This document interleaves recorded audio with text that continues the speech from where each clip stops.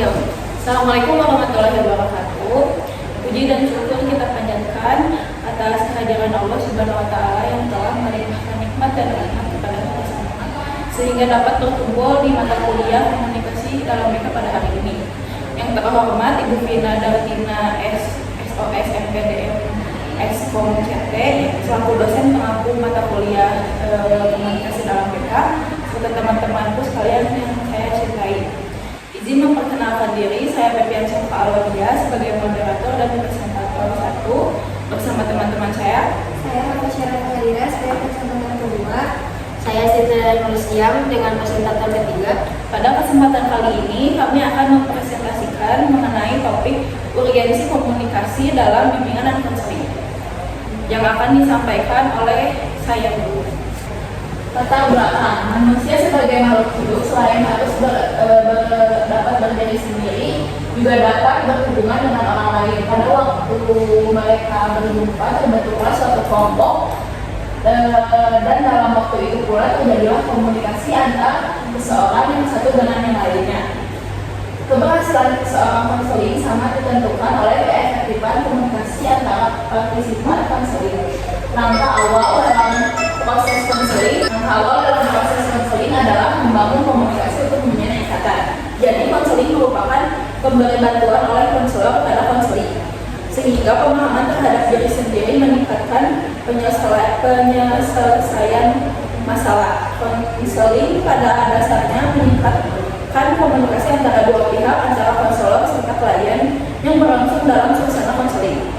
Langkah awal dalam proses konseling adalah membangun komunikasi untuk membina ikatan. Konseling juga merupakan wujud spesial dari ikatan atau komunikasi interpersonal. Hal ini dimaksud bahwa kaidah-kaidah yang berlaku pada proses konseling sebabnya komunikasi sangat penting dalam interaksi manusia.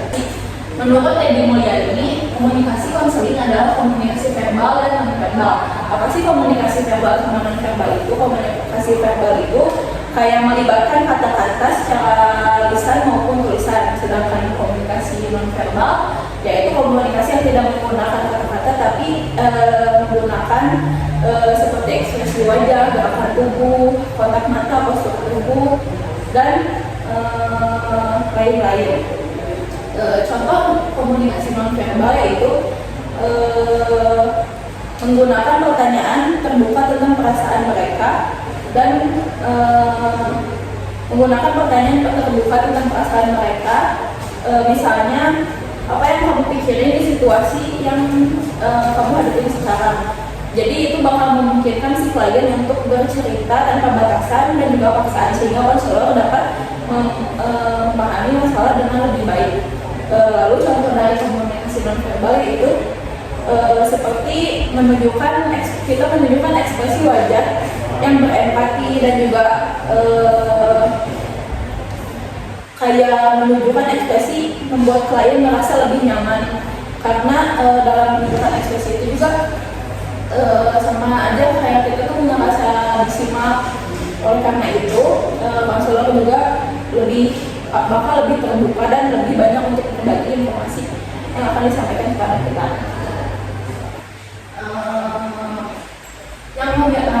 Konseling verbal dan non-verbal antara konselor dan konseling memiliki tujuan untuk mencapai suatu kesepakatan berupa solusi terhadap masalah yang dihadapi oleh konseling, di mana solusi tersebut harus dilaksanakan secara bertanggung jawab.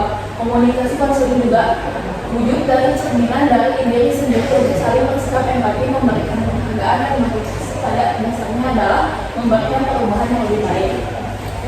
Selanjutnya akan disampaikan oleh Aisyah. Baik, selanjutnya yaitu peran komunikasi dalam mereka. Proses bimbingan konseling adalah proses komunikasi, artinya di dalam terjadi proses penyampaian pesan dan sesuatu kepada seseorang atau sekelompok orang atau masyarakat. Jadi komunikasi ini tuh sangat penting dan berperan dalam bimbingan dan konseling, karena dengan adanya komunikasi itu kita sebagai konselor itu dapat bisa mendapatkan informasi-informasi terkait masalah-masalah yang dihadapi oleh konseling. Nah, pesan yang dikirimkan biasanya berupa informasi atau keterangan seperti yang tadi telah dijelaskan saya dari pengirim atau sumber pesan, maksudnya itu dari konseling. Pesan tersebut dapat saja diubah dengan tulisan-tulisan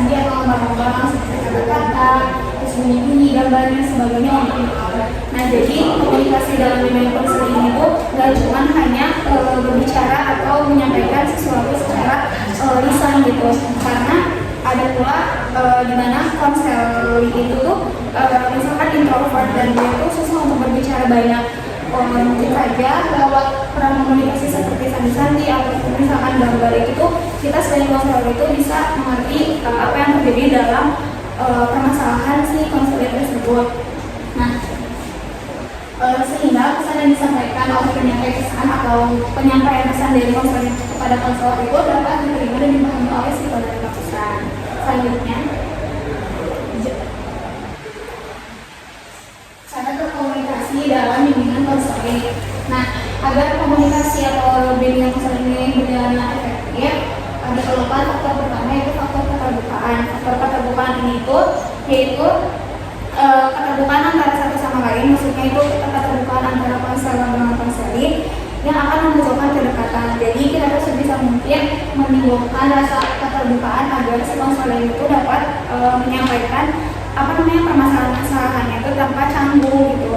Dan kita juga sebagai konselor itu harus bisa terbuka terhadap konseling agar memunculkan rasa kedekatan atau rasa nyaman dalam bimbingan tersebut.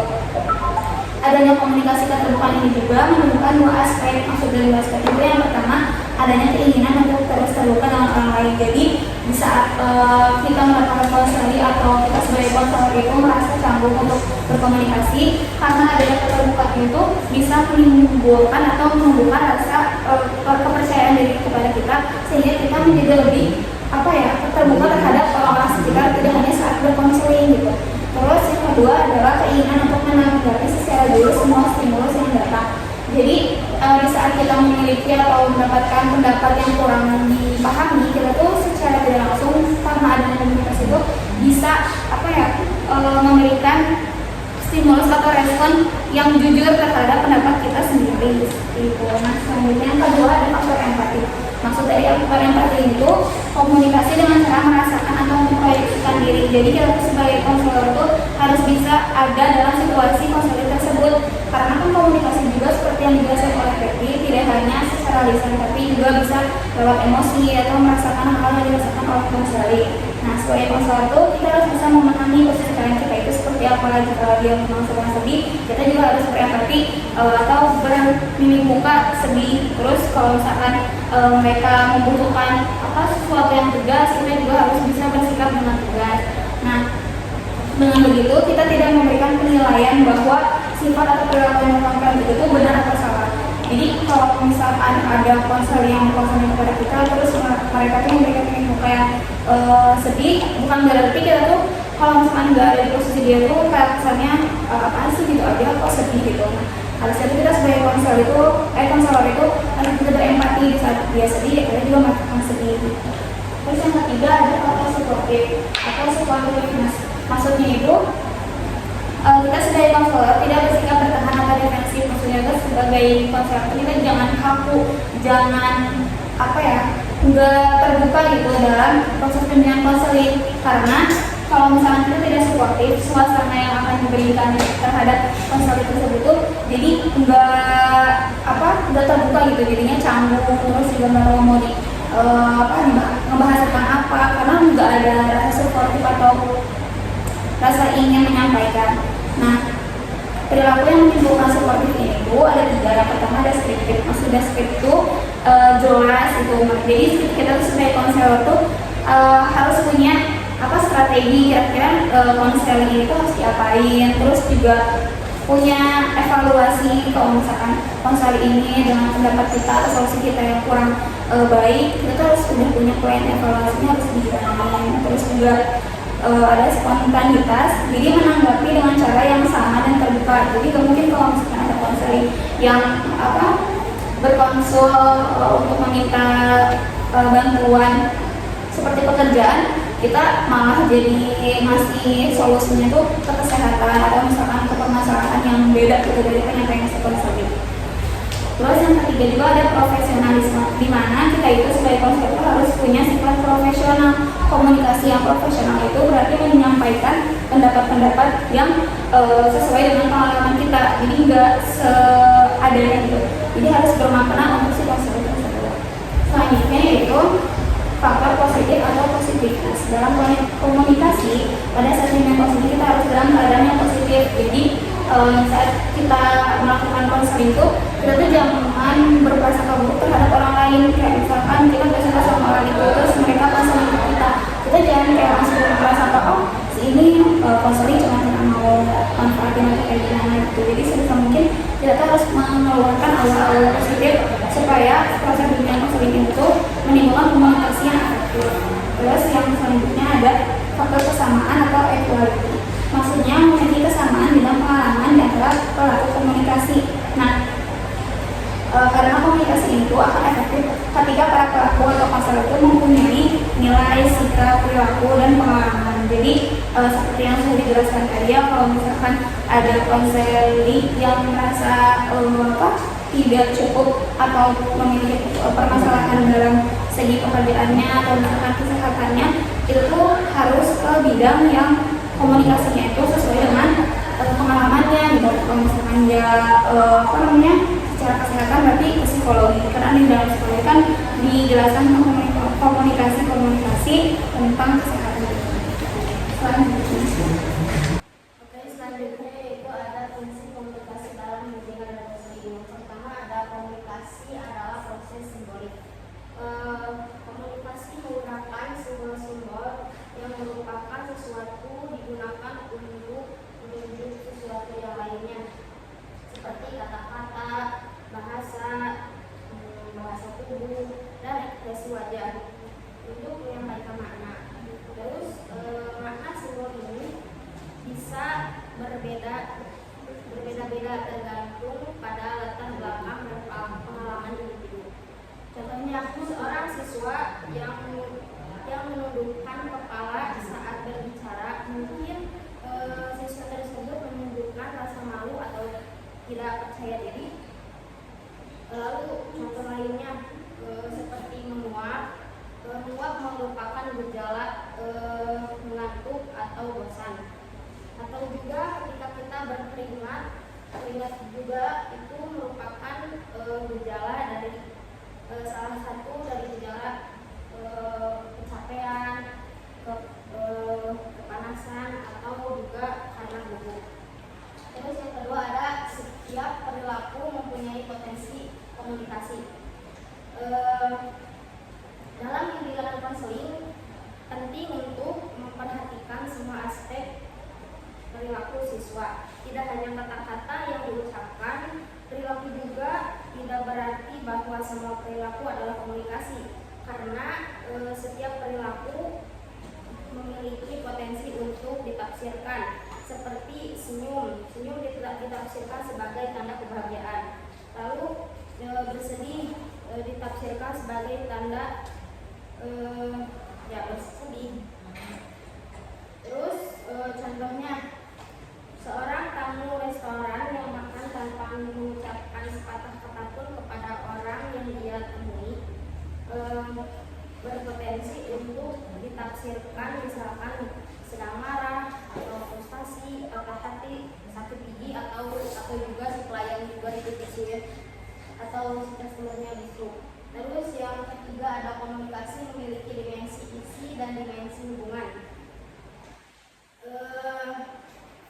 Dimensi ini menunjukkan isi atau komunikasi, yaitu apa yang dikatakan, bagaimana hubungan para peserta komunikasi, dan bagaimana seharusnya pesan itu ditafsirkan. Terus yang selanjutnya ada komunikasi berlangsung pada berbagai tingkat.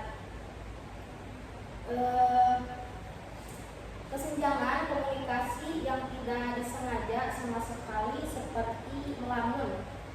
Dalam komunikasi sehari-hari, terkadang kita mengungkapkan pesan verbal yang tidak disengaja, namun lebih banyak pesan verbal yang ditampilkan tanpa sengaja. Terus yang terakhir ada komunikasi berlangsung dalam berbagai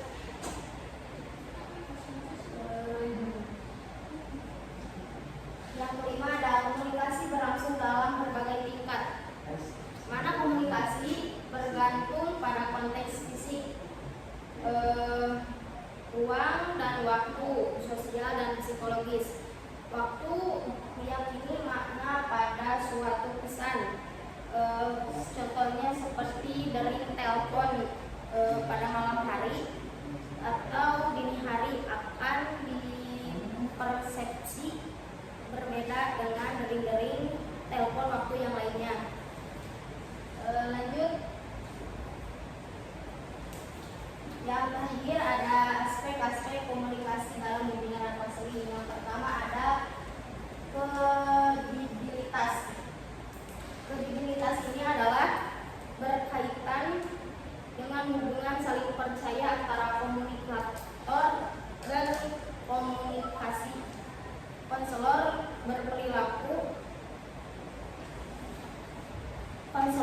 perlu memiliki kredibilitas di mata komunikasi. Contoh, dalam hal tingkat keahlian dalam bidang yang berkaitan dengan pesan atau informasi yang disampaikan. Lalu ada konteks. Konteks adalah berkaitan dengan situasi dan kondisi di mana komunikasi berlangsung. Konteks di sini dari aspek yang bersifat fisik seperti iklim, cuaca, aspek psikologis dan aspek sosial. Lalu ada konten. Konten berkaitan dengan isi pesan yang disampaikan komunikator kepada komunikasi. Ini pesan atau informasi disesuaikan dengan kebutuhan komunikasi, misalnya peran atau informasi mengagumi kesehatan atau menjalani diberikan kepada ibu-ibu. Terus selanjutnya ada kejelasan atau informasi yang disampaikan komunikator sangatlah penting untuk menghindari pesan pemahaman. Komunikasi dalam menanggapi isi pesan atau informasi yang disampaikan komunikator. Terus selanjutnya ada kesinambungan dan konsistensi. Konsistensi atau konsensus ini pesan atau juga diartikan dengan pesan atau informasi yang disampaikan diperlaku agar komunikasi berhasil dilakukan. Selanjutnya ada kemampuan komunikasi. Kemampuan komunikasi atau kemampuan kelayakan ini berkaitan dengan tingkat pengasuhan dan kemampuan penerima pesan dalam memahami pesan yang disampaikan. Yang terakhir ada saluran distribusi. Saluran distribusi ini berkaitan dengan cara atau media komunikasi pesan. Misalnya, dengan menggunakan media yang umum digunakan komunikasi. Dengan demikian, komunikasi tidak bingung dan komunikasi dapat berjalan dengan baik. Selanjutnya ada kesimpulan. Dalam profesi bimbingan dan konseling, keterampilan komunikasi adalah kunci untuk menciptakan hubungan yang efektif dan memberikan dukungan yang berarti kepada klien. Konselor yang mampu berkomunikasi dengan baik dapat memberikan bimbingan yang lebih mendalam, mendukung perubahan positif dan memakai peran penting dalam perkembangan individu yang lebih. Baik, sekian mungkin dari kelompok kita. Mohon maaf bila ada kesalahan. Bila ada yang mau ditanyakan, silakan bertanya di kolom komentar. Wassalamualaikum warahmatullahi